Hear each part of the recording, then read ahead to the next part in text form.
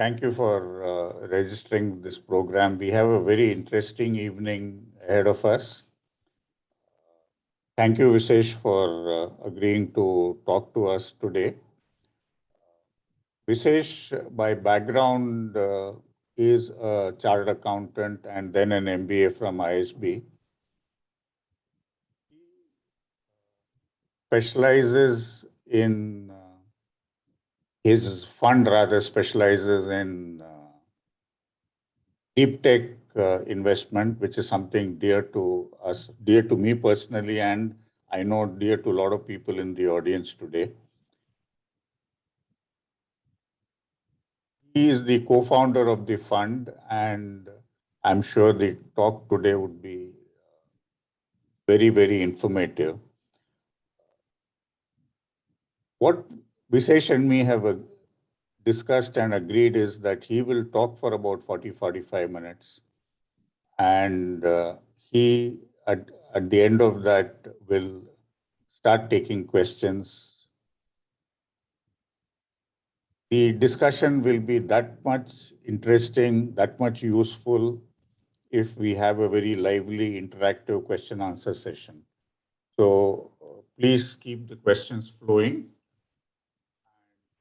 With that, once again, Visesh, thank you for accepting this invitation, and over to you, please. Thank you so much for having me here. I'm sure it's going to be fun exchanging ideas.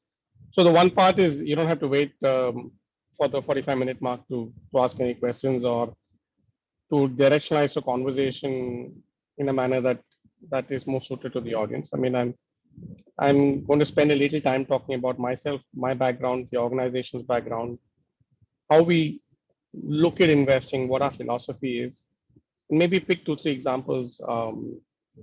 I'll open up a few slides and or web pages and talk through why we did what we did and how we're thinking about it.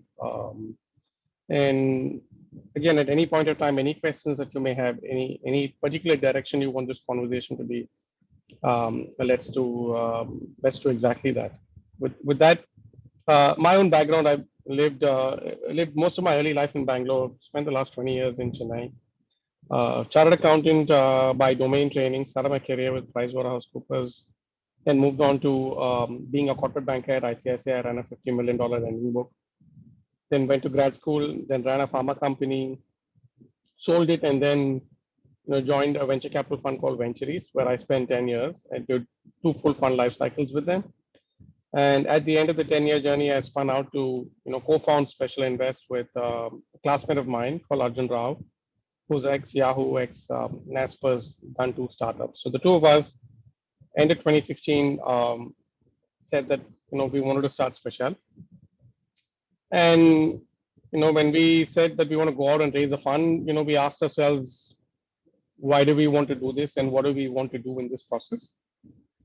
I think 2 things sort of stood out very, very strongly in our minds. One was both of us were very passionate about working in what Peter Thiel famously calls the 0 to 1 journey, which is essentially, work with the founders of the companies from day 0 to, let's say, day 1,000, the first 1,000 days of the startup's life. And more importantly, Arjun and I were quite fascinated that tech and tech-based disruption could create value for customers, for employees, for society, and for shareholders, right? So we said to ourselves that, hey, while there is a large opportunity to do consumer and there's a large opportunity to do a lot of other things, we want to commit, the next 2 decades of our working career to aid development of technologies that are hard to build and haven't come thus far. So with that, we started Special. Special today is about 4 years old. We have 2 funds, roughly about $50 million plus under management, which is a lot just given the kind of investing we do. We're a pre-seed seed fund, which again means we're coming in very, very early in companies. All our companies are not profitable. 70% of them don't have revenues at the time of investing. 50% of them don't have products at the time of investing. To give you a flavor of that. And We invest largely on the enterprise side, which is we invest in companies that are building products, both software and hardware, that they're essentially selling to other enterprises. So that's just a broad background. Our sweet spot of investment is typically sub $500,000. We try and fund companies for 15, 18, 24 months with that sort of capital and work along the way on various aspects. And in building them for the next level of fundraising, next phase of growth, so on and so forth. That's the background. And I want us to take note that the rest of this conversation is very much from a vantage point of an investor who's investing to build hard to build technologies that don't exist, and who's essentially investing in close to a day zero, day one stage, and not in growth, right? So with that, the question that Mr. Gopal and I said we'll spend time talking about today is, what is it that we look at in a company or in the founders when we're making an investment? So given our theme that you want to be building something that may not exist, whose timing may not have been right, or is very hard to build, we put a fairly large amount of emphasis on founder insights, which means we like to spend time to understand what is it that the founders relate to, know, and or strongly understand. And as a result, have some technical insights or market insights or customer insights that is so unique and rare that puts them in a unique advantage to go build these companies. We're not necessarily talking about people having to have spent 15, 20 years in a particular domain or having done PhDs. Well, those are all good things to have. We're essentially saying, is the founder knowing something that is very rare that most people don't know or don't agree with? And that as a result allows the founders to take a path which is possibly contrarian, but highly differentiated in organization building. That's the first part we look at. The second part we look at is to say, using these insights, is there a wedge, a direction, or a path that the founder and this fledgling organization can take that strongly differentiates them in either the technology they're building or the manner in which they're addressing the customer, or a combination of both? We also carry this belief in ourselves that we don't think that there is strong IP in any one thing. We think that IP itself is one where there is 1, 2, 3, or 4 things that allows you to build competency or a flywheel. As in, we don't think that there is a single IP that you can file with, with the patent or any of those. We believe that you'll have to have 2, 3, 4, or 5 different things that allows you to consistently build upon and differentiate, and not otherwise.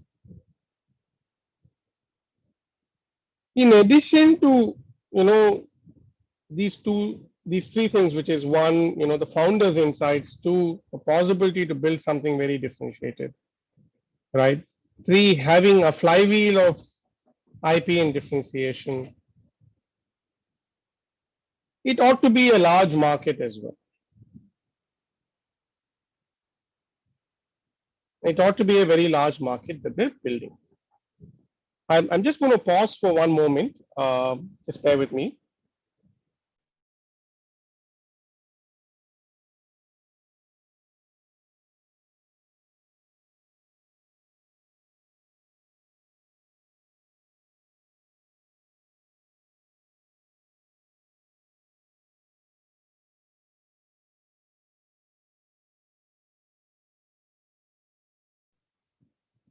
So that's largely, I mean, at a very high level, how we look at when we were to start looking at making an investment. I'll pause on the theoretical side before I get into some examples. And Mr. Gopal, how would you like to do it? I think there's a chat window that there are questions coming up. Would you like to flash that out? Because my interface will. Okay, let me just open the chat window and talk. Okay, what I suggest is that let me moderate the questions coming Sure. out of the chat window. Okay. But since you have, there are two things which, one is that Raghu is asking a question, what do you mean by a flywheel of IPs? Great. So I think the belief we carry is that, if you have a single silver bullet with which you're trying to do something, it's in our limited worldview, we think it's very hard to sustain. Because if you have a very strong IP that nobody else has, you're most likely wanting to, build a watches to go and have an IP war with somebody big. But what you essentially otherwise want to have is 2, 3, 4 layers of differentiation on top of which you could start building differentiation. I'll take a few examples, Raghu, in the portfolio. We've got 2, 3 companies we'll talk about in the portfolio, and I'll give you examples of each of these topics, right? Founder insights, market differentiation, flywheel of IP, and it being a large market. And then I'll come back to a couple of more finishing aspects, very specific to seed investing, which is what we do, and then again open up. That's okay.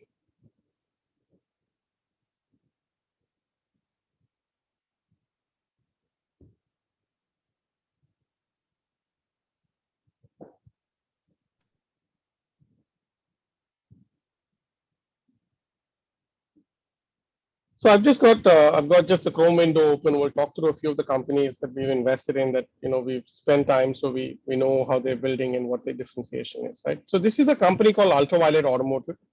We invested in this company in late 2016, early 2017.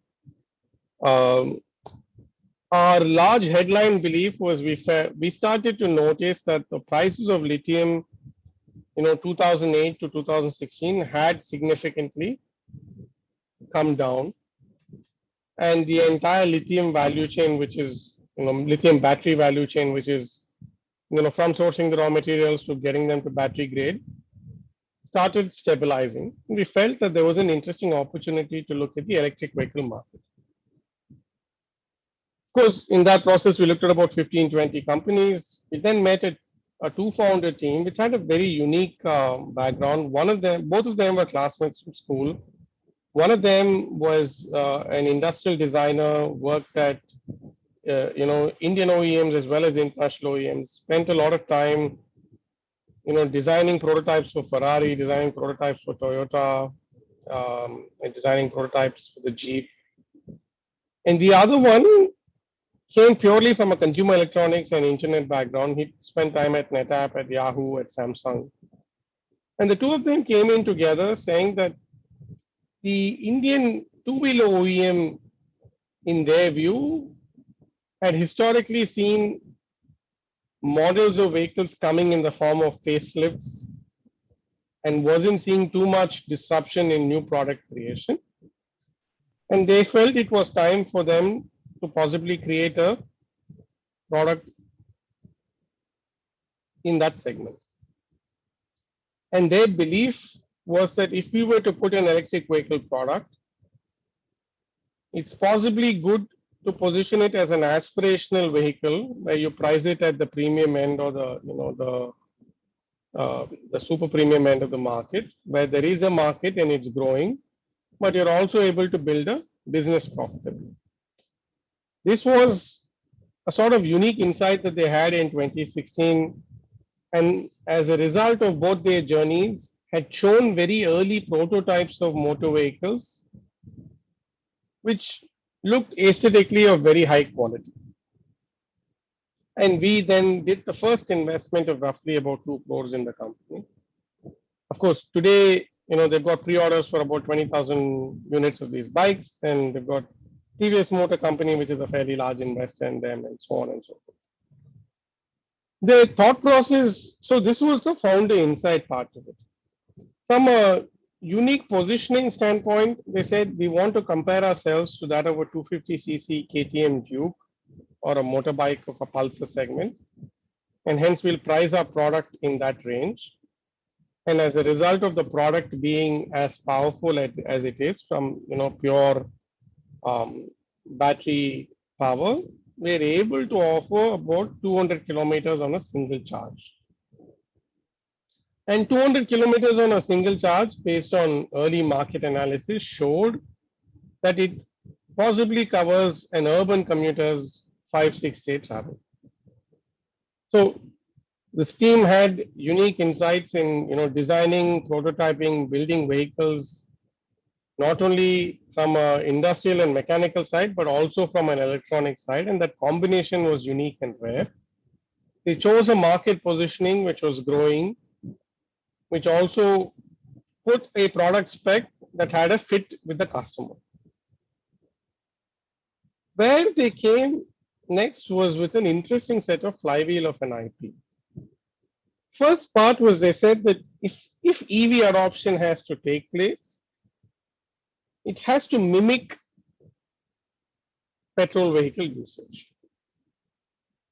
The biggest issue with EV is a concept of range anxiety, which is if you were to take your vehicle, you really don't know if you have the energy to go from point A to point B, and if there's enough power to it. And if you were to truly mimic the petrol vehicle, which today I end up going to a fuel station in under 2 minutes, I'm filled in and I'm out. So they said, and they in India pioneered the concept of battery swapping. But they said that a typical vehicle which is offering a 200 kilometer range may carry between 2 and 3 of these sub 8 kg lightweight batteries that you could in theory charge in and charge out, as in swap in and swap out, which meant in a world where we put enough of our smart electric vending machines, you could go in, slot yourself with the empty batteries into a vending slot and take the power charged out batteries, very much mimicking the fuel station. And this was very fundamental in their first stage of innovation, which is, to allow for batteries to come in and come out of the bike meant that you had to fundamentally design it ground up and make sure the ergonomics, the center of gravity of the vehicle, the power specs of the vehicle, the way the entire powertrain functions is all sort of well thought. So that was the starting part of the flywheel. Then we started to understand that, within the battery, well, a large proportion of the market players today buy a battery pack from China. We realized that there was a lot more merit in building the battery pack in-house, building the chips in-house, and working on a lot of IP around, thermal and heat dissipation, so that we're able to harness the best energy out of the vehicle, as in able to build the best mileage out of the vehicle. So this is sort of to give you an example of, you pick one aspect of an IP, but you then start to understand that that's not all encompassing, and then you start to want to build upon that. We've now come to a stage where this is one of the vehicles. We've got a 2-3 more variants which are coming out or under production, and first delivery is happening in May of next year. I'll pick another company which is Agnicool Cosmos. A lot of you may know it just given the IIT Madras background. Again, very unique team. Beside Professor Satya Chakravarti, Srinath, and Mohin, the 3 founders of the company. Of course, Professor Satya had all the domain that one would ideally want to look at in the space. He was a professor in the aerospace department of IIT Madras. He'd spent a lot of his own time in propulsion technologies. He's a center head for NCCRD as well in IIT Madras. And you had Srinath and Mohin, who had very unique insights from a market standpoint. Srinath himself, well pedigreed, Ivy League, and then Wall Street, then did a U-turn to completely come back and spend enough time in aerospace to want to come and build a rocket company in India. Their big insight was that Small satellites end up having to wait for long durations of time before they actually go to orbit. And the real challenge there is that while satellites have gotten smaller, to from 500 kgs to 50 kgs to 10 kgs, launch vehicles, which is rockets, have always gotten larger and larger. And as a result, small satellites end up waiting for a long time because the rocket will only take off when it's filled. Traditionally, rockets have gotten larger and larger because over time you want to bring down the cost of launch per kg into orbit, and one way to do that is to do economies of scale and build a large vehicle. And this is where the first piece of differentiation for this company in terms of path and first piece of the flywheel of the IP, wherein they say that hey, we want to build a small launch vehicle. We want to build a vehicle that could take up to 100 kgs to space, and we will do this just in time. We will do this just in time because we're doing 3D printing. So the first flywheel was to say that we will 3D print the entire rocket engine in 72 hours as against 3 months, which is what most other players do. So the waiting time for a satellite is that much lower. And as a result, if you're building something small and we can build it quickly, we can take you that much sooner to space. That was the start of the flywheel. Then they started to say that, okay, I've got one for 100 kgs, but what if you have 50 kgs? What if you have 70 kgs? In all of these situations, either there's dead weight or you have to wait for longer to fill the rocket. Is there truly a way to mass customize a rocket based on the satellite? And that's where the brilliance of this team came out, wherein they said, let's miniaturize the one single rocket, which I call a Lego block, and let's build a cluster of these rockets. As a result, if you have a smaller satellite to take, you will just cluster that much lesser rockets. Or if you have a larger payload to take, you cluster that much more rockets and take them to space. As a result, what you do is you bring down the turnaround time to go to space quite significantly, number one. Equally importantly, you're also offering what's called flat cost, which is you're essentially having the customer pay for just what is being sent and not pay for any dead weight capacity, so on and so forth.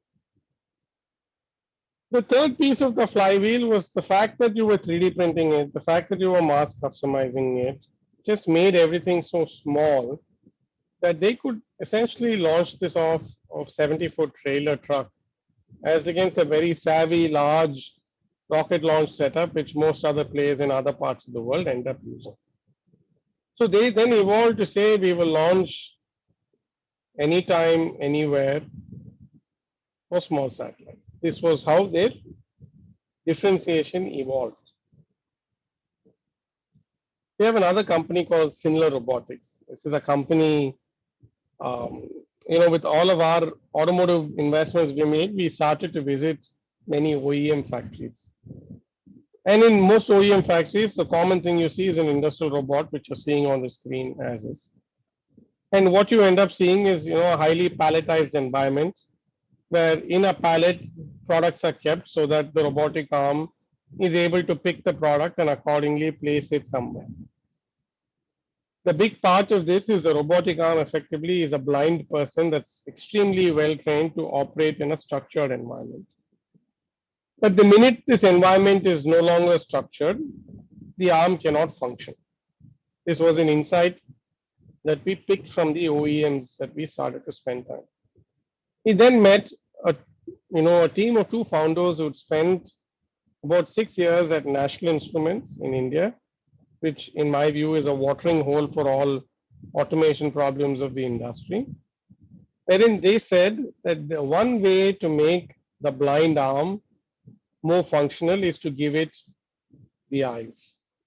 So these people then said, we'll go and build the eyes and the brain that goes and sits on top of the robotic arm for it to not only know what it is picking, but also understand why it is picking and find a way to orient the object and complete the task.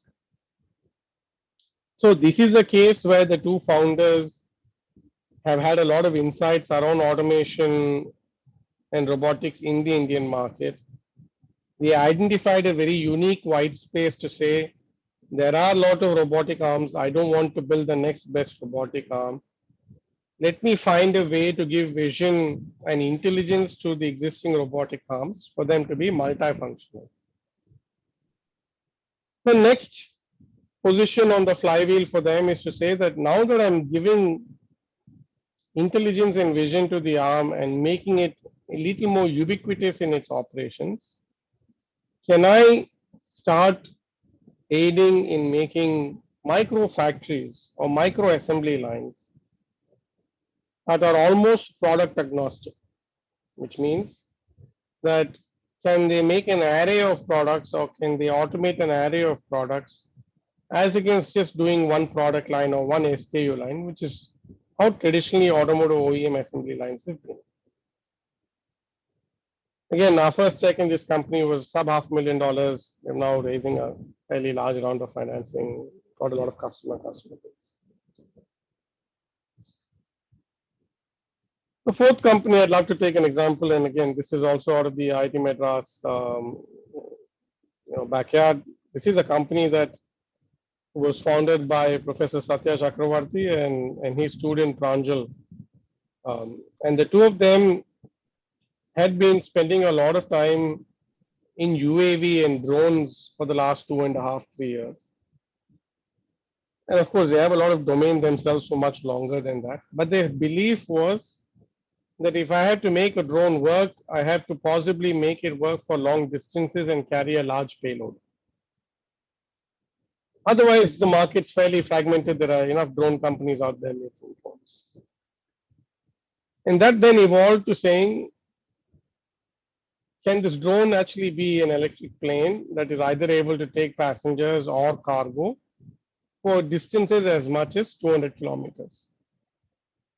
And when you traditionally looked at this market has a few players already, but the players came with a lot of baggage and legacy.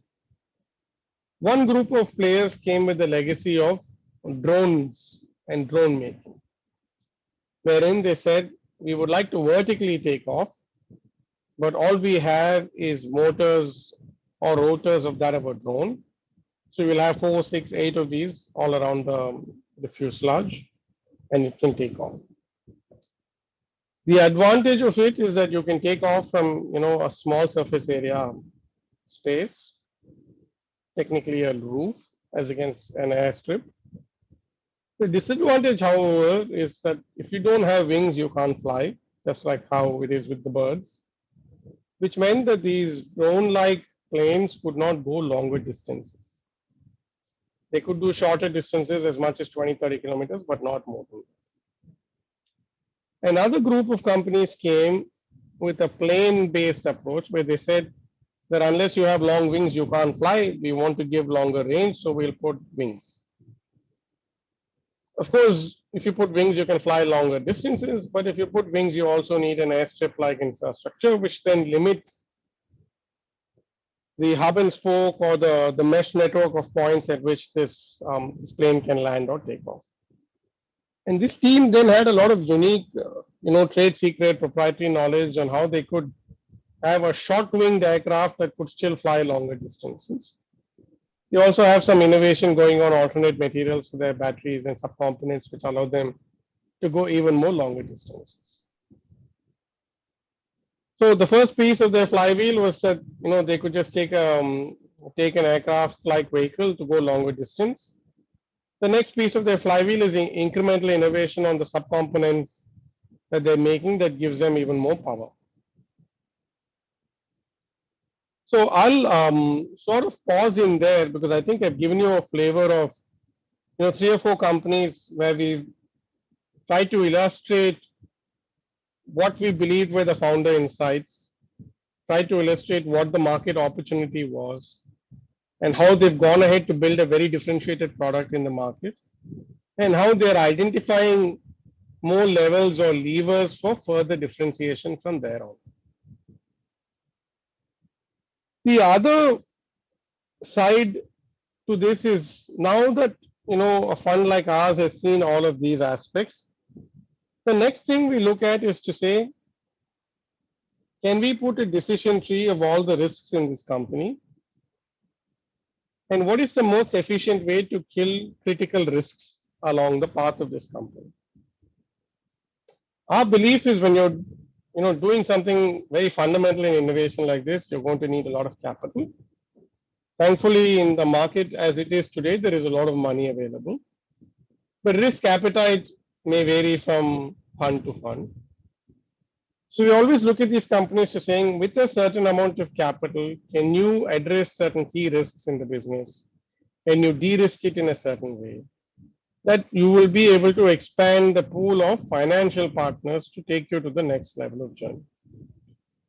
So an important exercise we do with our prospective portfolio companies and current portfolio companies is to make sure that with the initial check or the next check, there is a certain roadmap of certain key qualitative milestones, each of which address some very significant risks. As in the case of Agnikul, the first round of funding allowed them to display that they were able to 3D print engines and fire the first engine. As in E-Plane, the first round of capital allowed them to put together a non-functional prototype of the passenger vehicle and a functional prototype of a subscale version of the passenger vehicle, wherein certain critical assumptions of differentiation and market adoption were validated. As in our robotics company, Seinler, our initial check allowed them to build the entire vision systems and go to market with some early customers. So that's an important part, because not only should you be doing something which is fundamentally different, but you should also be having the right amount of capital and identify the right pit stops where you want to stop each time to recharge, to raise capital, and to go to the next phase. So that's an equally important piece. And in all honesty, not all businesses fit that. For example, we've come very close to looking at a few semiconductor companies that haven't gone ahead because that part does not necessarily fit our philosophy. Wherein in a business like that, it's largely 0 to 1 for a much more longer period of time. We have not done too much again in pure life sciences, because that also carries a very similar decision tree, which is 0 or 1 for quite the long distance in the company's life. So we end up trying to work with founders who can take a certain amount of capital, use their unique insights and the direction of the differentiation to start showing early prototype, early risk de-risking that allows them to then go build on top of that. So that's from a pure philosophy, direction, technology preference, how we look at founders and investing and partnering in their companies. So I'll, for large piece of this, I've sort of articulated how we think. So I'd love to, open up for questions, feedback, or anything that you may want to bring up. Okay, Visesh, there is a question here that what you have been discussing till now is on for a product-based company. Yeah. Two parts here. Have you ever looked at a SaaS company? And if you were to look at a SaaS company, would the issues which you discussed be the same? So to some extent, yes. At least the early part, which is to say that the founder needs to have a certain insight, a certain understanding of the market, still, I think, remains very valid in how we look at SaaS. The second part of it, which is you necessarily need this flywheel of IP, etc., I think less so. But a lot of emphasis is then put on what is the path to validating a product market fit, which means what is the path that the company will take for its 18, 12, or 24 months, that it will talk to enough customers and validate that this notion of a SaaS solution or a SaaS product that they want to build sees significant market acceptance. And again, in a fund like ours, we still sort of have another filter on top of it to saying that it can't be just any SaaS company or any product. It still needs to be sufficiently different and hard to build so that someone else with a lot more capital coming after the same idea cannot steal your lunch.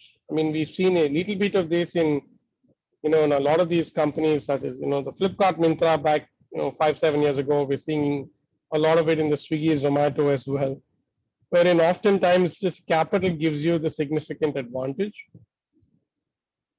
And our preference is to look at companies where the significant advantage comes as a function of founder and founder-led technology and market, and not necessarily capital. Okay, so here I would like to discuss a personal philosophy of mine. See, in some of the deep tech companies I mentor, discussion I have with the founders is that potential competition will always catch up with you, however brilliant your idea is, however disruptive, however innovative. The trick is that assume that they will take 9 months to 12 months to catch up. And in that period, you go to the next stage so that you are always ahead of the curve.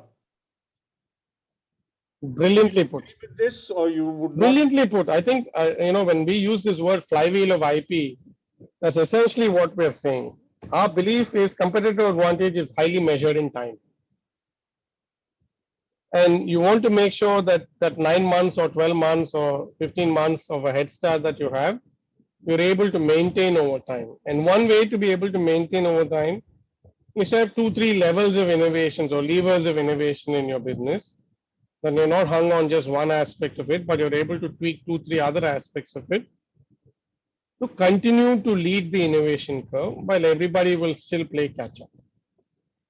At the same time, a fund like ours will invest only if that fundamental innovation is there. Because if tomorrow both you and I are going to make cheese popcorn, then I'm less excited, because not only the two of us, but a lot more people in this audience can also make it. But otherwise, I fully subscribe to the view that you have, which is competitive advantage is a matter of time. And since it's a matter of time, you want to make sure that that time is maintained as a head start. And the way to do that is to constantly innovate and identify levers of innovation in your business.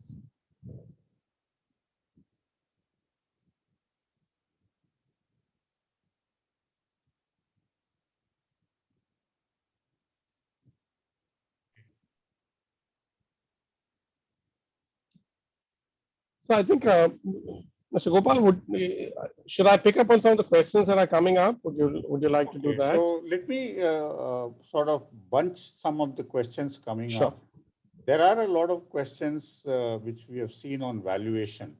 Not only are we seeing it now, but there also, along with the registration, we had invited and requested people to send in questions. So there are a lot of questions on valuation. So I'll give you the different versions which have come. And I hear again, there are far more than what I'm telling you. I've just bunched it together. Sure. So one oft repeated question is, how are startups valued? Sure. The other is, what is the template for valuation of a startup, which I guess is more or less similar, but they're asking, I guess, some different. And the third is, what are the changes in valuation? That has come in actually just now from Krishna Kumar. What are the changes in valuation in different stages of the company? As the company progresses, how do you keep changing? Like we have heard of different formula, so many X of turnover, so many X of this. So I think they're looking at some insight from you on that. Sure. Okay. Sure. So a lot of you already know this, but valuation is more art than science. It's more science when there's a lot more predictability. there's a lot more pattern and there's a lot more familiarity with the industry. It's more art when there is no familiarity with the industry. But the art also has some variables. So we'll dive into both. Let's dive into the science part because that's a lot more easier, right? So when and Mr. Gopal, since you brought up SaaS in the earlier part, right? SaaS has now been in Chennai, in India, and in the globe clearly for the last 7 to 10 years. We've seen a lot of SaaS companies build with capital, without capital, grow. And hence there's a lot of data on how certain SaaS companies can potentially grow over a period of time. There's some yardsticks, some templates. I mean, if you go online and you put, SaaS napkin, you'll find a very nice template. Maybe I can do that right away as we speak. This is would be just nice to talk through that.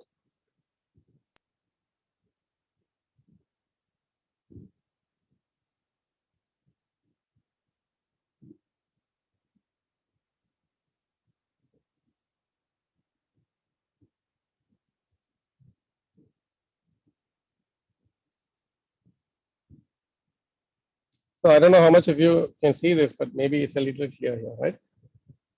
So you've got I mean, just given that there's so much This data. is all available on, this is on Google. Hmm? This is on Google. I just searched it. Okay. You just put SaaS napkin. You'll find a bunch of people who've sort of benchmarked to saying a combination of stage of company, the amount that they're raising, what sort of valuations you want to be looking at.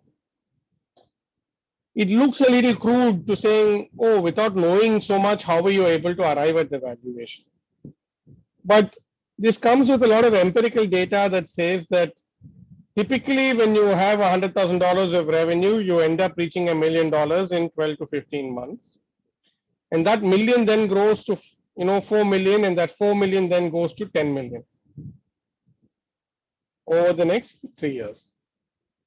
So then essentially the investor is saying, what is the call option value today, factoring this risk reward ratio, and running a bunch of historical numbers. This sort of napkin people arrive at. Of course, it goes through a large inflation year on year, and that inflation is justified by just how large the addressable market for these SaaS companies are expanding / exploding.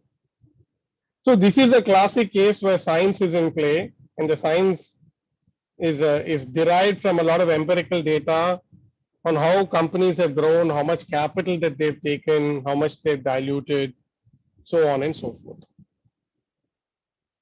On the deep tech side, however, like I said, there have not been that many people, so there's not that much data. And hence, it's less science and more art. Having said that, it's also not that dark a hole or that much of a black hole. There are a few variables in play. The first variable in play is the amount of capital that's needed for the next immediate milestone. Is that $200,000, $500,000, $1 million? The second piece is, where is that next pit stop or milestone? How tangible is it? How large is that risk that you're de-risking as a result of this capital?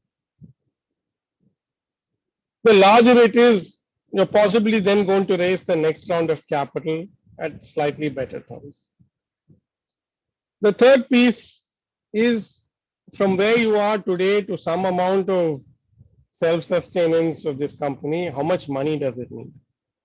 Is it 5 million, 10 million, 20 million, 50 million? And that's an important number because you then have to factor in, say, what sort of dilution will these founders take in these companies over the next 3 or 5 rounds of financing? Because each investor is keen, as much as they want to own a piece of the company, is keen that the founder remains motivated and owns a large piece of the company. Owns a satisfactory piece of the company. So what you then want to make sure is you take a fair share of what your risk underwriting at this point, but you make sure that you model enough that founders tend to hold appropriate equities at Series A, B, and C and Ds. Of course, levels of dilution will come down over a period of time. But I would think the thumb rule is, anywhere sub 20, 25% possibly is how much you want to dilute at the outer end, at the maximum end for your first check. Anything larger than that possibly will leave the founders too over diluted over a period of time. But like I said, there are a few variables in play: current capital infusion, next immediate milestone, total capital required, how valuable is the next immediate milestone. A lot of this then allows you to form some judgment of how you want to peg the pre-money valuation.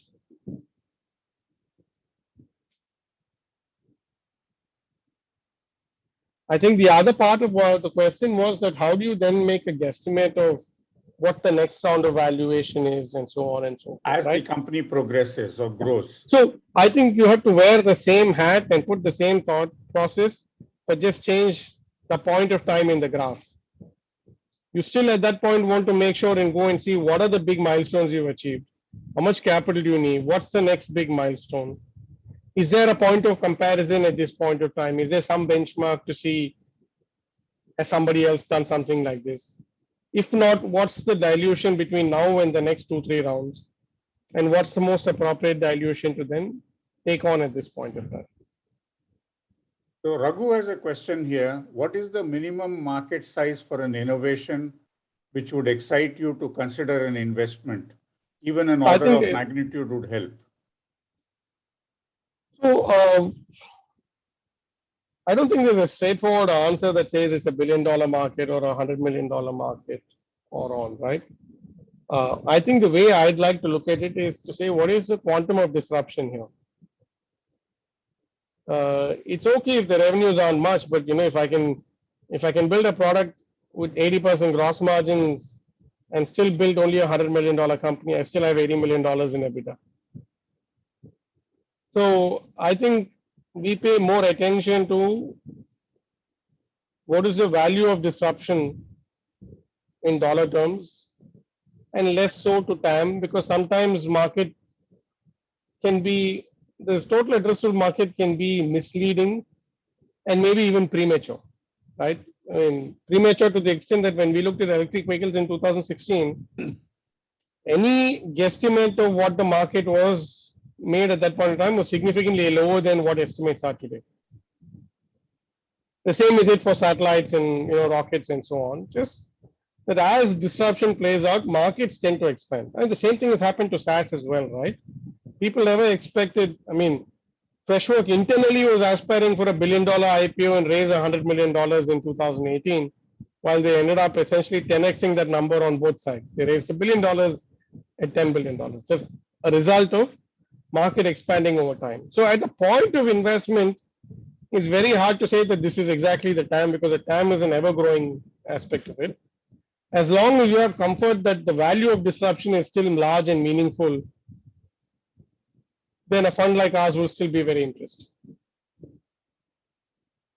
Staying on valuation, I think you have answered many pieces of the growing company, but a specific question is, what are the drivers of investment in Series A? So the drivers of investment in Series A is to look for more predictability in what you're building. So if you're a SaaS company, the predictability comes from making sure that you have a few hundred customers who are regularly buying your product, who have not churned away. So one of the variables that will be looked at is your cohort analysis to say, when did your customer come in and have they continued to be on for many months or have they churned away? How is your lead velocity or pipeline building going along? How many customers are you able to build upon in the past, and is that from there on your future projections of reasonable guidance given team expansion and so on? How about a product company? For a hardware-ish company, it's we still look for surrogates. We still look for saying, is there a large customer profile sitting out there waiting for a product like this to be built? Like, for example, in Agnikul, before they did their Series A round, they actually had large amounts of LOIs from customers. Of course, LOIs don't mean cash in the bank, But LOIs mean serious intent that there is this problem that customers are having, and if Agnikul were to complete their rocket, then there are customers lining up. That's a good proof. In You a also want, hardware product business, it's difficult to get repeatability. No? it's difficult to get repeatability, but you can then show pipeline, and as long as you have a large margin profile, it's still a very valuable business to build. So, like in the case of Agnikul, we didn't have, I mean, we don't have repeatable customers, at least initially, but we had a large amount of them signing up to saying that, hey, let us know when we can launch. And that was enough validation to say that small satellite manufacturers are struggling with not finding timely spots to go to orbit. In Ultraviolet's case, they have 20,000 pre-orders from the time they went in, and these are pre-orders where you have to give in sufficient detail to book the vehicle. That just shows that there's a pending need in the market for which you're building something, and the market is acknowledging the need. I think that's a good validation for the next round of financing, in addition to the fact that you've technologically progressed from here to there. So moving from Series A to early stage, there is a question, what do investors look for specific in the early stages of a company? And that too specifically in terms of people, organization, etc. I know you have answered a fair bit in the beginning, but are there any pieces specific to this question which you may have not considered I think, earlier? you know, if you're raising a seed round, a seed investor is not looking at the point of time where I'm investing. You know, there are no customers. There may or may not be a product. But what there needs to be is what I call founder market fit, which is that there has to be some correlation between what the founder is, knows, has done, or is aware of, to what they're trying to build, and that needs to gel very well. If I were to peel that down further, then I will go back to my earlier comment, which is that those very rare, unique insights, sort of experience, learning, working, which allows them to understand all the white spaces or the big holes in the market for which they want to go build products. I think that is very critical, and I would believe funds investing in products, in hardware products specifically, may have that approach. Okay, so there is a question which came earlier itself from Muralidharan on, this is a question I think which Raghu also would love. How to collect data regarding acquisition of the first 100 customers? Oh, that's a great question. I think increasingly now there's a lot. I mean, in most of our companies, we actually have a specific role for user research, which is to saying what are these users, what is their persona, how do we reach out to them, how do we record their experiences, how do we learn from what their needs are. There are a few products also incidentally available in the market that allow you to do that. Incidentally, one of our portfolio companies is a company called Wingman, that essentially, with consent, records conversations between users and sellers of the product so that they know what the user feels about the product and is able to draw insights out of it. Otherwise, you know, a traditional good old rich CRM, either on Zoho or on Airtable or on Excel, where you're able to capture key insights from what your customers are telling you without diluting it, is possibly the greatest service you're doing for yourself and your company. Because that's where a lot of biases come in, saying this is what I think the customer needs and this is the direction I want to build. And sometimes there's a divergence between that and what the customers are really saying. So true service is to capture customer insights and deeply introspect into delta between that and the product you're building. As I mentioned earlier, Raghu does it for a living. Yeah. Yeah, he does a lot of things that that are valuable for a living, including supporting some of these companies. So one question here is that what are the inputs you can give for early stage startups, particularly people who are doing it for the first time? Yeah, I think, you know, if there's one thing that I've learned enough, entrepreneurship is more pain and less gain. There's just a lot more downs than the ups, as much as the media captures only the ups. So I think you should be prepared for a long haul. um, to be building these companies.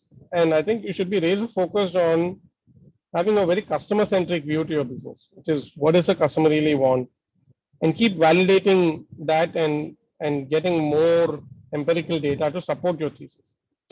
Oftentimes, people have domains, so they believe that a certain technology is needed or a certain product is needed. You should spend a lot more time and effort in validating that this is what the market really needs, and build enough support. And if there's a divergence from what the market needs vis-a-vis what you have to offer, then you build in that direction. I think that's those are two possibly very important things. You should also be very real on the sort of capital you need at different phases of your life, and find your way to do the most appropriate fundraising with the right kind of partners. And I'm sure enough people have said that it's not only the money, but it's also who you take the money from that matters. The persona, the chemistry, their ability to add value, not subtract value, all of those things become very important. Krishna Kumar has a question that is there an agreement in valuation normally between the venture capitalists and the founders? And normally, who has the final say? Is it VC or somebody else? Well, if there are two people that want to do business together, both people have say. Otherwise, there's no reason to do business. But who will necessarily have the upper hand? I've not been in this business for long. I've been in this business only for 15 years now. I don't believe there's an upper hand.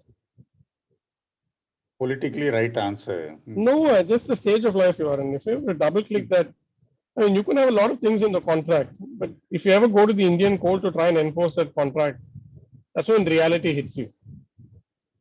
No, that is, I think you are talking of the SHA, and if somebody sort of defaults on either side on that. No, valuation also today things are changing, right?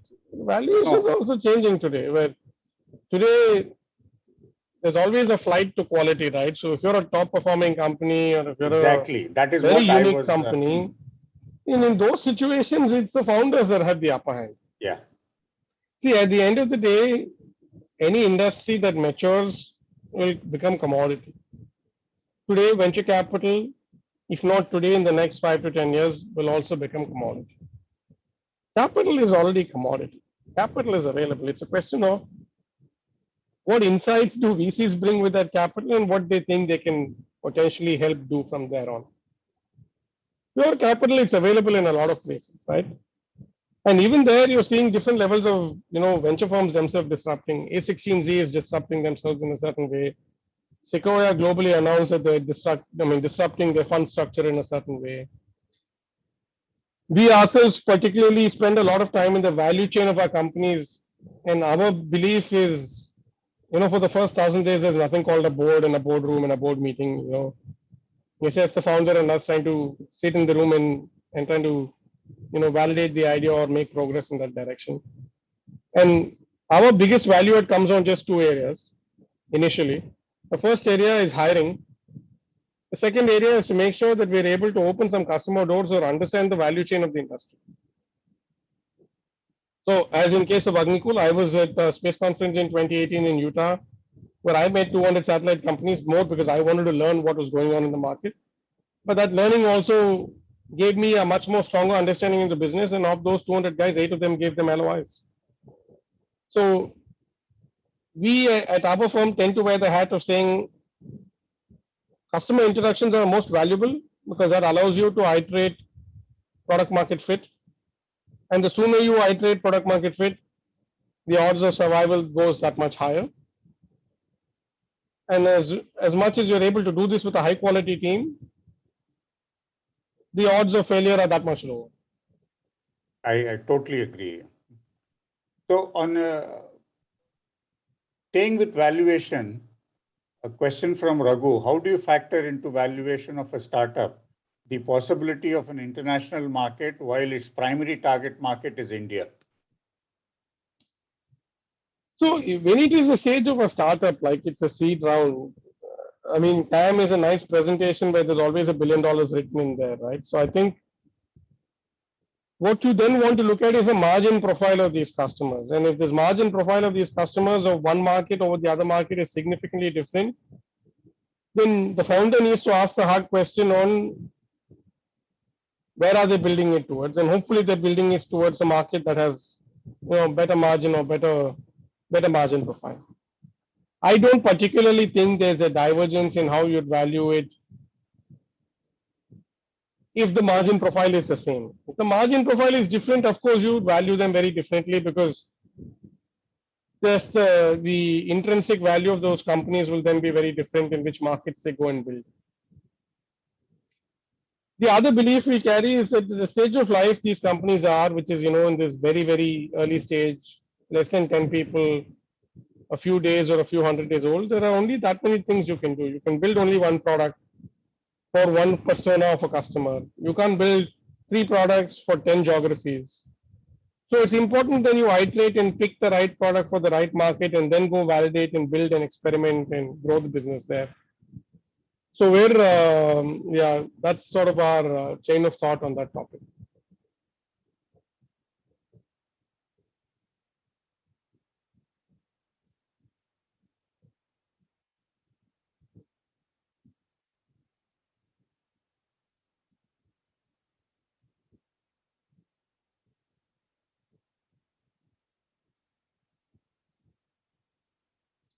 I'm sorry, I had some.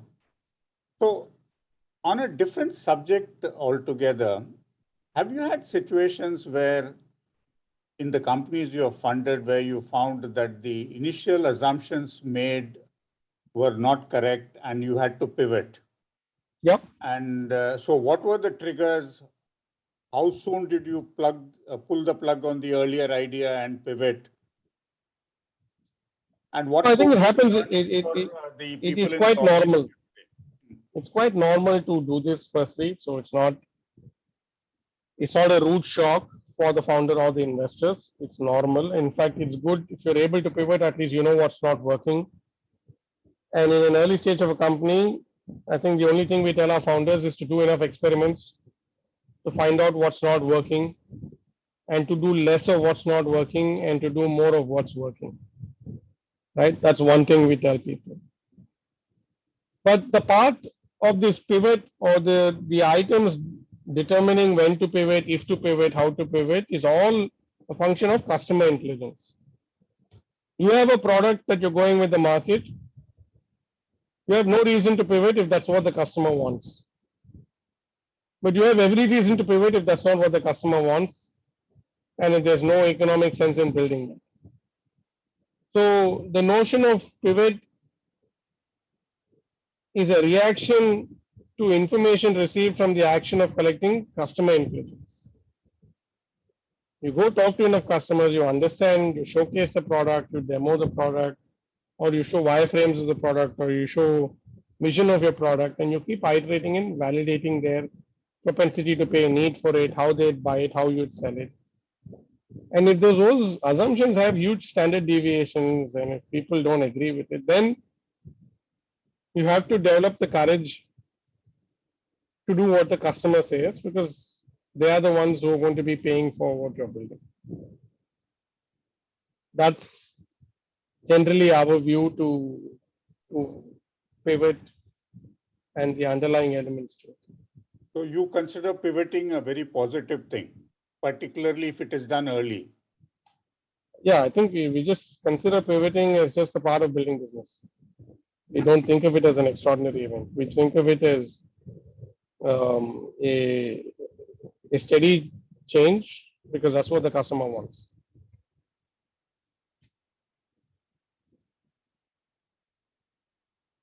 If 2 or 3 co-founders, there is a difference of opinion on how do you step in and try helping resolve those differences? Well, I think you touched upon a very deep and a very important topic. An organization like us, as much as we're getting involved with founders very early and we spend time with them, we don't believe, I don't use the word mentoring with any of our founders, because we think we know too little to go and use that word with them. We'd like to be in a position where we share our experiences, our learnings, our mistakes with them, and help them see the forest from the trees. Help them build this ring fence around themselves so that errors may be made and quickly learned but are not fatal. At the same time, we also realize that we at the end of the day are an investor. And as much as we have this passionate view to life, the founders may still see us as though they are an investor. They may still judge us if we speak too openly, share our views too openly, so on and so forth. The larger dimension to this is entrepreneurship is a very long, hard, and lonely journey. So we encourage a lot of our founder partners to find a coach or to find a coach to whom you can talk, to whom you can talk in a very unbiased and very, very transparent manner. Your acceptances, your disagreements, your differences with your founders. Of course, in my time as a VC, there have been situations where founders have disagreed. Some of them have split. Some of them have found ways to manage the differences. I think oftentimes you need an external force to build an environment of transparency, non-judgmentalism, if I can use that word, and a sense of fairness. I think in these ingredients is where you'll find solutions. And we will then create a surrogate environment of this by bringing an independent or bringing a coach or bringing their past bosses or someone else to whom the ego disappears and then you can just speak key issues and not people, and then find a way to solve it. We're all human beings, we all have issues. So we always encourage our founder partners to say, get a coach or get somebody you can talk to. You may not want to tell us everything, but find someone you can tell everything. Don't just carry it in yourself because it then becomes too heavy. I mean, Arjun and I are founders ourselves. I mean, it's a very small fund. We have a long way in our lives. We know what it is to be a founder.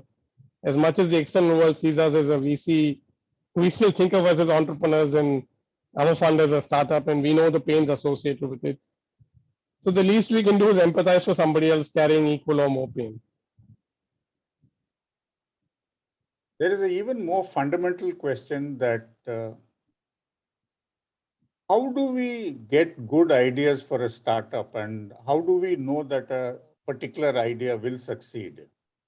Incidentally, on this audience are also students who want to become entrepreneurs. So this is a fair question. So, the Mark Anderson, I think in one of his podcasts, famously drew a distinction between synthetic startups and startups. And there's nothing wrong with either of them as long as they're all successful in creating value. Synthetic startups is a startup when you put 15 ideas on the board, then you iterate 5 and then you pick one, wherein you're working with the fundamental assumption that you're a generalist and you'll then go pick one idea and validate it. A non-synthetic startup is one of those that we've done where the founders have deep insights, have spent time in that sector area or on the customer side, knows the problem very deeply, and then goes to build a business around it. So how crucial is this concept that what is the problem you're solving? I think in our world, in our myopic world of seed investing in products, hardware and software, I think it's very important. And why do you call it myopic? Well, I'm saying I'm giving the benefit of doubt that we won't be right always. Okay. So we know enough people coming from McKinsey, starting great companies, getting well funded and building businesses. So they also work. It's just not in our DNA to do that. So nothing wrong in what they do. It's just that we have a different philosophy to invest in.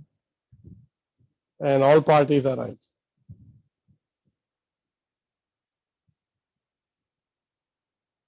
Utsav has a question. In a SaaS company, if we start getting revenue after a few months, how to determine when to go ahead for raising funds, provided that revenues are helping us in growing the business? So I think you need to raise money only when you need the money. So when you need the money, specific to your question, Utsav, you possibly want to raise money when there is a need to ramp up your go-to-market strategy and put more people on the ground, and the cost of that is more than the revenue you're making. Let me Which means refine the this pace question a little bit. What is the Sure. difference between getting capital to run the company to survive and getting capital for scaling up? Which is, I think, basically what Utsav is asking. So I don't know what is the purpose of building a company just to survive. You want to build a company to grow. The point I'm making here is that if the pace of your growth is sustainable with the reserves that you're generating, then you don't need to raise the capital. But if the pace of your growth in your business or market allows you to grow that much faster with external capital, then that's the point of time where you want to raise the capital. So let me ask you a question. I mean, we all know the success story of Zoho without Yep. 1 pi of external capital. Yep. Would he have scaled up much faster if he had taken external capital? Honestly, yes and no. Because the element that we're not factoring in this growth graph is that of market environment and or customer environment. Between 99 and 2005, SaaS, cloud, internet connectivity, PC penetration was just that much lower than it is today. So sometimes growth is not just a function of capital, but its growth is also a function of market readiness, market velocity. So you should know when to go to the market. You should know, you should have a pulse of what your market is. Your market meaning your customer market.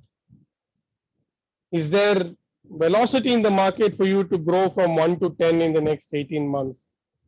That as a result creates a need for you to raise the capital. So If that to answer velocity is not Utsav's- there, then there is no reason to raise that capital and aspire to grow at 10x the velocity of the market, because then you're going to under deliver and then everybody in the room is going to be unhappy. So to answer Utsav's question, fundamentally, whatever software as a service he's providing, he needs to understand not only the current market, but at the rate at which it will grow. Yes. At the Would rate it at be which true he's for able to even a grow. product company? Absolutely. Yeah, I would think so. Because that determines your growth rate, right? Or your aspirational growth rate. And then your aspirational growth rate has other functional elements such as how should the organization look at that aspirational growth rate? How do you build that organization? What is the cost of that organization? And as a result, what is the cash flow that is needed to build and sustain that organization? Okay. I think those are all the questions which we have received till now. So guys, if there are any more coming, please send it in immediately. Otherwise, I mean, I know he's been answering questions for a long time now, nearly 1.5 hours here. So,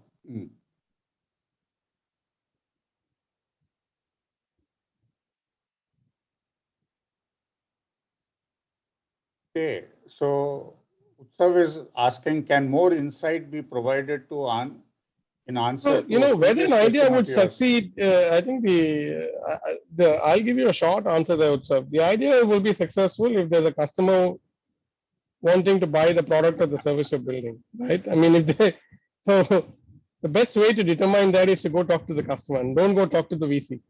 Talk to enough customers before you talk to investors. I think as Raghu says that is his business, helping guys go to 100 people, 100 potential customers to figure out whether the idea is worth it, good. Okay.